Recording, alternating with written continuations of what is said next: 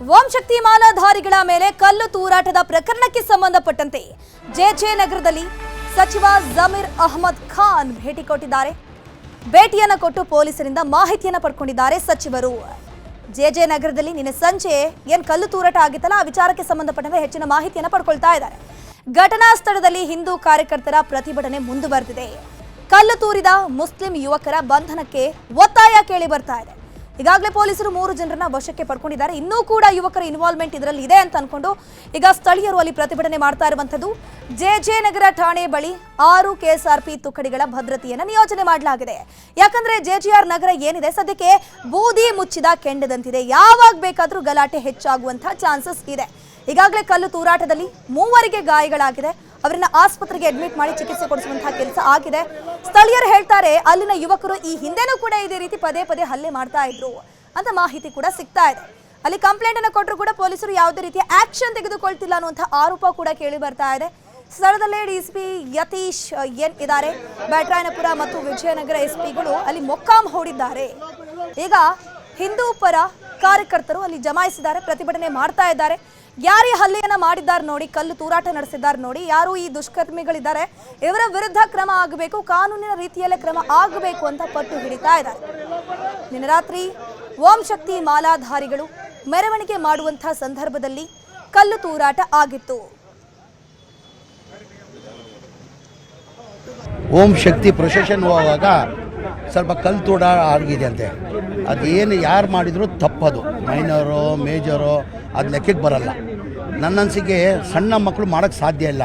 ನಾನು ಅದೇ DCP ಅವ್ರಿಗೆ ಹೇಳಿದೆ, ಪಾಪ 13 ವರ್ಷ 14 ವರ್ಷ ಹುಡುಗರು ಅಂತ 3 ಜನನ ಅರೆಸ್ಟ್ ಮಾಡಿದ್ದಾರೆ.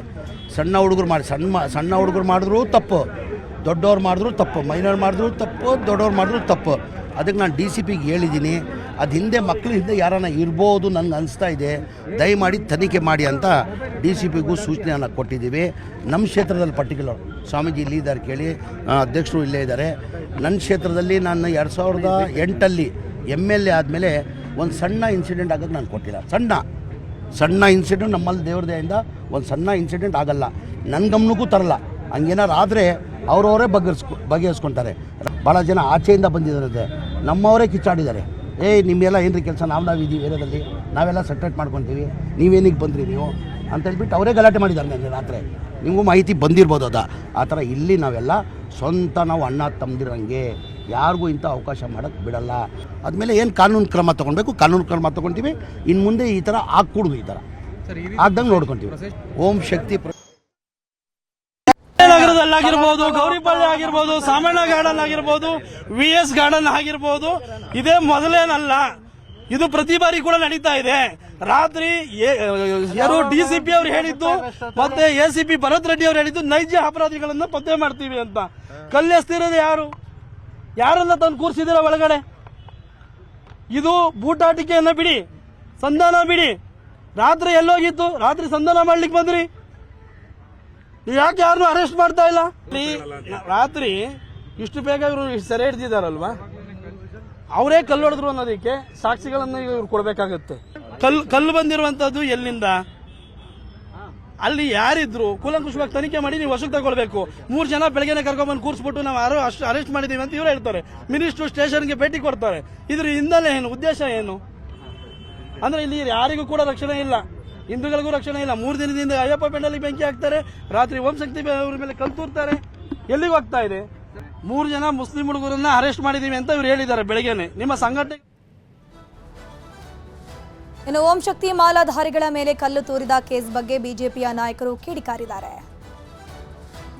ಜಯನಗರದಲ್ಲಿ ಓಂ ಶಕ್ತಿ ಮಾಲಾಧಾರಿಗಳ ಮೇಲೆ ಕಲ್ಲು ಹೊಡಿತಾರಲ್ಲ, ಓಂ ಶಕ್ತಿ ಮಾಲಾಧಾರಿಗಳೇನು ಏನು ಗಲಾಟೆಗೆ ಹೋಗಿದ್ರ? ಇದೇನು ತೋರಿಸುತ್ತೆ ಇದು? ಅಲ್ಲಿ ಅಯ್ಯಪ್ಪ ಸ್ವಾಮಿ ಮೆರವಣಿಗೆ ಮೇಲೆ ಕಲ್ಲು ಹೊಡಿತಾರೆ, ಗಣಪತಿ ಮೆರವಣಿಗೆ ಮೇಲೆ ಕಲ್ಲು ಹೊಡಿತಾರೆ. ಅಂದರೆ ಇದನ್ನೆಲ್ಲ ಎಷ್ಟು ದಿನ ಸಹಿಸ್ಕೋಬೇಕು? 80% ಹಿಂದೂಗಳು ಇರುವ ಕಡೆಗಳಲ್ಲೇ ಹಿಂಗಾದರೆ ಇನ್ನು ಬಾಂಗ್ಲಾದೇಶದಲ್ಲಿ, ಪಾಕಿಸ್ತಾನದಲ್ಲಿ ಹಿಂದೂಗಳ ಪರಿಸ್ಥಿತಿ ಏನಿರ್ಬೋದು ಯೋಚನೆ ಮಾಡಿ, ನೀವು ಕಲ್ಪನೆ ಮಾಡ್ಕೊಳ್ಳಿ.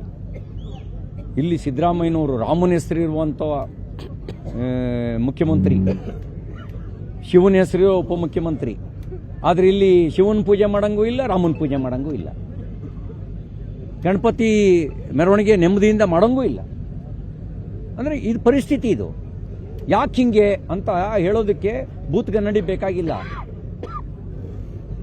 ಇಂಟಾಲರೆನ್ಸು, ಒಬ್ಬೊಬ್ಬರೇ ಅವ್ರ ಏರಿಯಾದಿಂದ ಖಾಲಿ ಮಾಡಬೇಕು, ಅಲ್ಲಿ ಯಾರು ಇರಬಾರ್ದು ಹಿಂದೂಗಳು, ಇದು ಅವ್ರ ಷಡ್ಯಂತ್ರ.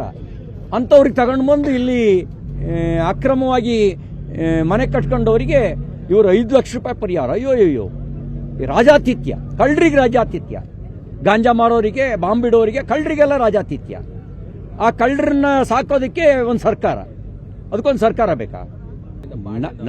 ಆ ತಡಿಬೇಕು ಅಂತಾನೆ NRC, ಅದನ್ನು ತಡಿಬೇಕು ಅಂತಾನೆ ಮತದಾರರ ಪಟ್ಟಿಯಲ್ಲಿರೋ ಅಕ್ರಮನ ತೆಗೆದುಹಾಕಬೇಕು ಅಂತಲೇ SIR. ಅದ್ರ ಪರವಾಗಿ SIR ವಿರುದ್ಧ ಮಾತಾಡ್ತಿರೋ ಅವ್ರಿಗೆ ಏನು ಹೇಳಬೇಕು? ದ್ರೋಹಿಗಳು ಅನ್ಬೇಕು ತಾನೆ. NRC ಲಾಗು ಮಾಡಬಾರ್ದು, ನಾವು ಮಾಡಕ್ ಬಿಡಲ್ಲ ಅಂತ ಹೇಳುವಂಥವರಿಗೆ ದೇಶದ್ರೋಹಿಗಳು ಅಂತ ಕರಿಬೇಕು ತಾನೆ. ಅಕ್ರಮವಾಗಿ ನುಸುಳಿ ಬಂದವರಿಗೆ ಬೆಂಬಲ ಕೊಡೋರು ದೇಶದ್ರೋಹಿಗಳು ಹೌದೋ ಅಲ್ವೋ? ಇನ್ನು ಜೆಜೆನಗರ ಗಲಾಟೆ ಬಗ್ಗೆ ಗೃಹ ಸಚಿವ ಡಾಕ್ಟರ್ ಜಿ ಪರಮೇಶ್ವರ್ ಮಾತನಾಡಿದ್ದಾರೆ. 15-16 ವರ್ಷದ ಹುಡುಗರ ಮೇಲೆ ಆರೋಪ ಇದೆ. ತನಿಖೆ ನಡೆಸಿ ಯಾರು ಪ್ರಚೋದನೆ ಮಾಡಿದ್ದಾರೆ ಅಂತ ನೋಡಿ ನಮ್ಮ ಪೊಲೀಸರು ಕ್ರಮ ತೆಗೆದುಕೊಳ್ತಾರೆ ಅಂತ ಹೇಳಿದ್ದಾರೆ. 4-5 ಜನ ಚಿಕ್ಕ ಹುಡುಗರು, 17 ವರ್ಷ 15 ವರ್ಷದ ಹುಡುಗರು, ಅವರು ಓಂ ಶಕ್ತಿ ಪೂಜೆ ಮಾಡ್ತಕ್ಕಂಥ ಸಂದರ್ಭದಲ್ಲಿ ಕಲ್ಲು ಎಸ್ತಿದ್ದಾರೆ. ಅವ್ರನ್ನೆಲ್ಲ ಸೆಕ್ಯೂರ್ ಮಾಡಿದ್ದಾರೆ, ಅರೆಸ್ಟ್ ಮಾಡಿದ್ದಾರೆ. ಜುವಿನೈಲ್ ಇದು ಬರುತ್ತೆ, ಅದು ಕೇಸ್ ತೊಗೊಂಡು ಏನು ಕ್ರಮ ತಗೋಕ್ಕೆ ಮುಂದೆ ಅದನ್ನು ತಗೊಳ್ತಾರೆ. ಈಗಾಗಲೇ ಅವ್ರನ್ನೆಲ್ಲರನ್ನೂ ಕೂಡ ಅರೆಸ್ಟ್ ಮಾಡಿದ್ದಾರೆ. ಅದೇ ಕಾನೂನು ಪ್ರಕಾರ ಏನು ಕ್ರಮ ತಗೋಬೇಕು ತಗೊಳ್ತೀವಿ. ಯಾಕೆಂದರೆ ಈಗ ಅವರು 17, 15, 16 ವರ್ಷದವರು, ಅವರಿಗೆ ಎನ್ಕ್ವೈರಿ ಮಾಡಿ ಯಾರು ಪ್ರಚೋದನೆ ಮಾಡಿದ್ದಾರೆ ಅಥವಾ ಹೇಗಾಗಿದೆ ಅನ್ನೋದನ್ನೆಲ್ಲ ತಿಳ್ಕೊಂಡು ಆಮೇಲೆ ಕ್ರಮ ತಗೊಳ್ತೀವಿ. ನಾವು BJP ಅವರು ಹೇಳ್ತಾನೆ ಇರ್ತಾರಲ್ವ, BJPನವರು ಹೇಳೋದು ನಿಲ್ಲಿಸಿದಾರ, ಹೇಳ್ತಾನೆ ಇರ್ತೀವಿ. ಇಂಥ ಘಟನೆಗಳಾದಾಗ BJP ಅವರು ಫಸ್ಟ್ ಬರೋದೇ BJP ಅವರು ನಾವು ಅವ್ರು ಹೇಳೋದಕ್ಕೆ ಮುಂಚೆನೇ ಕಾನೂನಿನ ಕ್ರಮ ತಗೊಳ್ತೀವಲ್ಲ ನಾವು. ಈಗ ಅವ್ರನ್ನ ಅರೆಸ್ಟ್ ಮಾಡಿದ್ದಾರೆ, ಕಾನೂನು ಪ್ರಕಾರ